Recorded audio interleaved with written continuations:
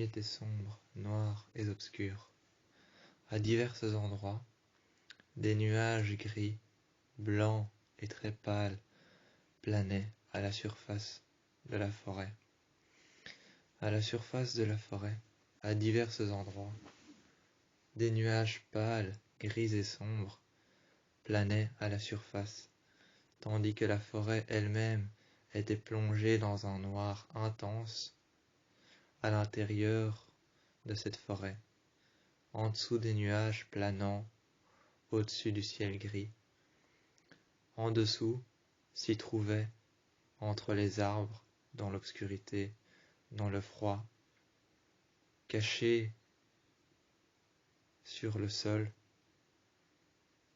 caché derrière les arbres, caché et dissimulé dans les hautes herbes, caché contre le sol froid, fait de terre, de boue, de poussière, de pourriture, de hautes herbes et encore de bien d'autres choses. Le sol froid, fait de terre noire, froide, fait d'eau, de pourriture, de terre et de bien d'autres choses, dissimulées dans la forêt, se cachaient les Wendigo, ces bestioles qui couraient à travers la forêt. Ces bestioles qui couraient à travers la forêt, qui se protégeaient du froid en se cachant contre le sol, qui se camouflaient avec la terre noire, qui se cachaient et se dissimulaient dans les hautes herbes. Au-dessus d'eux, les Argent étaient prêts à passer à l'attaque. Ils venaient tout juste de charger les fusils, de remplir les chargeurs de balles qui ont été forgées par Chris Argent,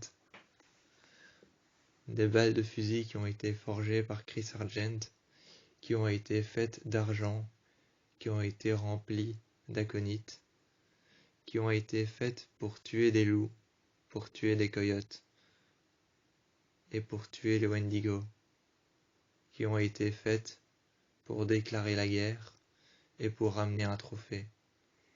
Ce trophée sera un Wendigo, un loup et un coyote. Les Argent venaient tout juste de déclarer la guerre. Tant qu'à eux, de l'autre côté, chez eux, de l'autre côté, tant qu'à eux, ils ne le savaient pas, mais ils venaient tout juste de déclarer la guerre. Ils venaient de déclarer la guerre, mais tant qu'à eux, chez eux, il y avait bel et bien Allison qui sortait de sa douche, qui s'habillait, mettant un jeans noir, militaire, mettant un t-shirt noir, un simple t-shirt noir. Elle s'était assise dans sa chambre et elle attendait, avec un simple t-shirt noir, un jeans militaire et des baskets noires aux lacets blancs qu'elle était en train de lacer. Elle se releva, elle se mit face à son mur. Elle essuya ses cheveux une nouvelle fois avec ses mains. Avec ses mains, elle essuya une nouvelle fois ses cheveux. Elle rangea son essuie. Elle coupa l'eau de la douche. Elle referma la porte derrière elle. Elles passèrent dans sa chambre, et c'est en essuyant ses cheveux qu'elle prit alors son arc. Elle prit son arc sur le côté. Elles le chargèrent. Elle mit alors des flèches dans un sac qu'elle ouvrit tout d'abord. Tout d'abord, c'est dans sa chambre, chez les Argent, qui venaient de passer à l'attaque, qui étaient déjà dans la forêt froide, humide, en train de marcher dans la terre, dans l'humidité, dans la pourriture qui grimpait aux arbres. Dans la pourriture qui grimpait aux arbres, les branches qui faisaient un bruit incessant, qui grinçaient et qui hurlaient, qui se frappèrent les unes contre les autres, dans la forêt, déjà prêt à passer à l'attaque.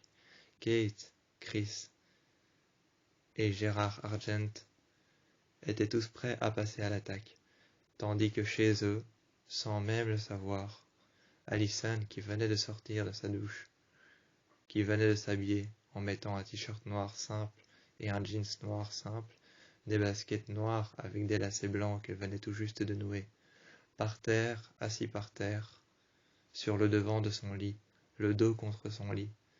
Elle regardait une photo de famille accrochée à sa porte. Cette photo de famille qui était accrochée à sa porte, elle la regardait, et soudainement, de dehors, elle entendit une voiture arriver. Une voiture, la même qu'avait pris Chris Argent, son père. La même qu'avait pris son père, Chris Argent, la même qu'il avait pris, débarquèrent aussitôt devant chez elle. Cette voiture débarqua aussitôt devant chez elle, un gros pick-up noir, rempli d'armes à feu, rempli de couteaux et rempli d'armes de torture et de mort. Rempli d'armes de torture, d'armes à mort, rempli d'armes de torture, d'armes à feu et de bien d'autres choix. Ce pick-up, dans lequel il y avait des sacs noirs, des armes de torture, des armes de mise à mort, des armes à feu, des armes quelconques à travers lesquelles on avait bel et bien le choix pour pouvoir tuer quelqu'un ou quelque chose s'il s'agissait d'un coyote, d'un loup ou d'un wendigo. Ils étaient revenus, mais sans trophée. Elle vit descendre de la voiture par sa fenêtre, elle vit descendre de la voiture son père, Chris Argent, qui ouvrit le coffre à l'arrière, qui prit les sacs, qui ouvrit les sacs, et à l'intérieur, des armes à feu.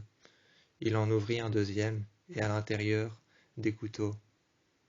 Par centaines, par dizaines, des couteaux à l'intérieur du deuxième sac. Dans le premier, des armes à feu, des chargeurs, et dans le deuxième, un petit sac, banal, plus petit que les autres, mais pour autant tout aussi noir. Il l'ouvrit, et à l'intérieur, des centaines de balles en argent qui ont été forgées par Chris Argent, qui ont été remplies et qui ont été ramenées à être enfermées dans ce coffre.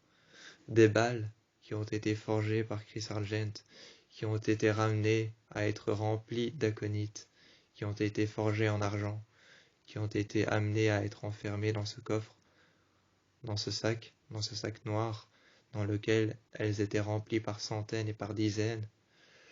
Dans le second, il y avait des chargeurs, des centaines et des dizaines de chargeurs, les uns sur les autres, dans un sac qui était égal à celui dans lequel il y avait des fusils, des armes à feu. C'est alors qu'elle vit son père, Chris Argent, dans la voiture, ouvrir le coffre, tirer le premier sac dans lequel il y avait les balles en argent, le refermer, vérifiant si elles étaient bien toutes là, vérifiant si elles étaient toutes bien chargées et remplies d'aconite. Elles étaient toutes bien remplies d'aconite. Soudainement, on put voir Allison, qui en essayant de passer inaperçue, refermèrent sa fenêtre et se cachèrent sur le côté du mur. Elles se cachèrent sur le côté du mur. En refermant sa fenêtre, elles éteignirent toutes les lumières d'une seule traite, comme s'il n'y avait personne dans sa chambre et qu'elle n'était pas partie, qu'elle dormait déjà. Elle vit alors son père, Chris Argent, se retourner et regarder à la fenêtre. Tout était éteint. Il avait donc estimé que Allison dormait déjà. Seulement, lorsqu'elle entendit son père rentrer, elle passa par la fenêtre. Elle s'était accroupie, se tenant sur les dalles qu'il y avait sur le toit. Elles s'accrochèrent au toit et se laissèrent tomber sur le côté, se rattrapèrent dans la pelouse et regardèrent les sacs à l'intérieur du pick-up. À l'intérieur du pick-up, elles regardèrent les sacs, et c'est dans le pick-up qu'elle les ouvrit les uns après les autres. Elle prit les chargeurs qu'il y avait dans le tout premier. Dans le second, elle prit les armes. Elle mit les chargeurs avec les armes qui étaient les bonnes. Elle prit les balles en argent, remplies d'aconite, et elles les jetèrent dans l'eau, un peu plus loin dans la forêt. Un peu plus loin dans la forêt, elles jetèrent les balles, les munitions qu'il y avait dans le sac, le troisième sac. Elles les jetèrent dans l'eau, dans une rivière qui passèrent au travers de la forêt. Elles prirent alors les armes, les chargeurs, et les passèrent dans la bonne arme. Dans le bon fusil d'assaut, elles passèrent le bon chargeur. Dans le bon chargeur, elles passèrent le bon fusil. Elles les prirent alors dans un sac, un second sac noir qu'elle avait pris de sa chambre. Elle les prit alors toutes les unes après les autres. Elle en prit une pour Derek, une pour Scott, une pour elle, une pour Théo, une pour Liam, une pour Malia et une pour Styles. Et c'est alors qu'elle les remplit, les unes après les autres. Elles passèrent l'arme dans son sac, elles passèrent le chargeur, elles passèrent les munitions, et les unes après les autres, elle réouvrit la porte, elle referma le pick-up, elles refermèrent les sacs, celui avec les munitions, qu'elles laissèrent dans la forêt, là où elle avait jeté toutes les munitions. Là où elle avait jeté toutes les munitions, elles laissèrent le sac dans la forêt. Un indice compromettant, comme pour quelqu'un qui avait essayé de voler leurs munitions, ou de s'échapper de leur maison. Un indice compromettant qui pouvait peut-être tromper Chris Argent et Kate Argent, qui avaient déjà déclaré la guerre depuis longtemps, qui étaient dans la forêt, comme pour faire croire que quelqu'un avait essayé de leur voler leur fusil.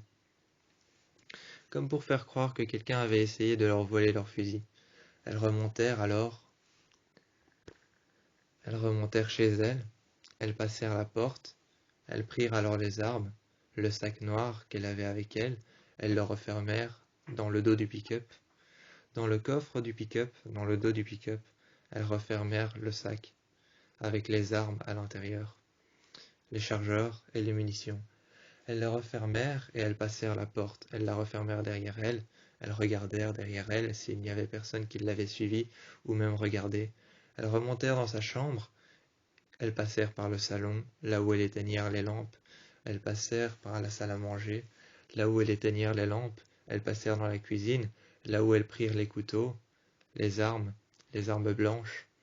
Là où elles prirent les armes blanches, les couteaux, les armes à feu qu'il y avait cachées et dissimulées un peu partout dans la maison. Elles partirent et elles remontèrent dans sa chambre. Elles étalèrent partout par terre, elles étalèrent ce qu'elle avait pris. Par terre, elles étalèrent ce qu'elle avait pris.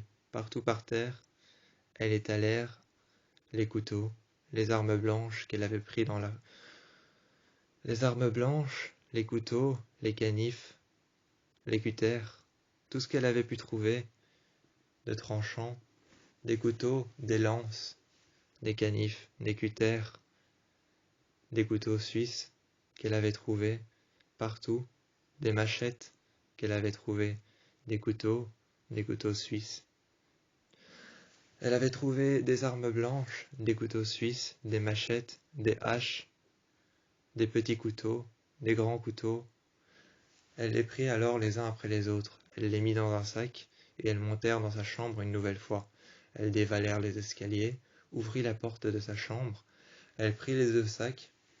Le premier sac, elle l'ouvrit sur son lit. Elles déposèrent alors par terre un HK 433. Elles déposèrent alors par terre ensuite le second fusil, un HK 416. Ensuite, elles déposèrent encore un troisième fusil, un HK G3. Elles déposèrent ensuite un fusil longue distance. Ensuite, elles déposèrent par terre un HK-33. Et par terre, elles déposèrent un fusil de précision qu'elles déposèrent par terre. Elles les dissimulèrent les uns à côté des autres et elles les nominèrent pour chacune des personnes qui allaient arriver chez elles la nuit à 1h du matin. Elles dissimulèrent par terre le HK 433, elles dissimulèrent par terre à côté de ce premier fusil, elles dissimulèrent le HK-416 et ensuite, à côté de ce second fusil qu'elle avait dissimulé à côté de l'autre, elles déposèrent le HK-G3 et ensuite, à côté, un fusil longue distance et à côté du fusil longue distance, elles déposèrent un HK-33 et le dernier fusil qu'elles dissimulèrent par terre sur son sol de sa chambre était un HK-33 et un fusil de précision. C'étaient les deux derniers qu'elles dissimulèrent par terre. Le tout premier avait été attribué à Théo, le deuxième avait été attribué à Liam, le second avait été attribué à Malia, le fusil longue distance avait été attribué à Derek, le HK-33 avait été attribué à Scott, et pour Styles, elle lui avait laissé le fusil de précision. Sachant que Derek et Styles étaient les deux plus mauvais tireurs, elle leur avait attribué le fusil longue distance et le fusil de précision. Elles attendirent alors pendant un certain temps Théo, Liam, Malia, Derek, Scott et Styles. Elle les attendit pendant un certain temps en jouant au lancer de fléchettes contre sa porte. En jouant au lancer de fléchettes contre sa porte, elles y lancèrent des couteaux, des lames contre sa porte, sur lequel elle y avait dissimulé des photos de sa famille, sur une cible. Sur une cible, elle y avait dissimulé des photos de sa famille. Elles y lancèrent des poignards, des couteaux, des lances, des fléchettes. Elles visèrent ses parents, elles visèrent sa mère, elles visèrent sa tante, Kate Argent. Elles les visèrent toutes les uns après les autres pour s'entraîner à tirer, pour s'entraîner en tant qu'archer, en tant que archer. Allison, qui savait déjà très bien manier l'arc, rangèrent alors ses flèches dans un sac noir qu'elles refermèrent derrière elles. Elles déposèrent sur ce sac noir sur son lit. Elles le déposèrent sur son lit, et sur son lit, sur lequel elle avait déposé ce sac noir rempli de flèches, elles le fermèrent et elles le déposèrent sur son lit, sur lequel elles déposèrent son arc à flèches. Ensuite, par-delà la fenêtre, elle vit arriver Malia, qui avait grimpé le long du mur.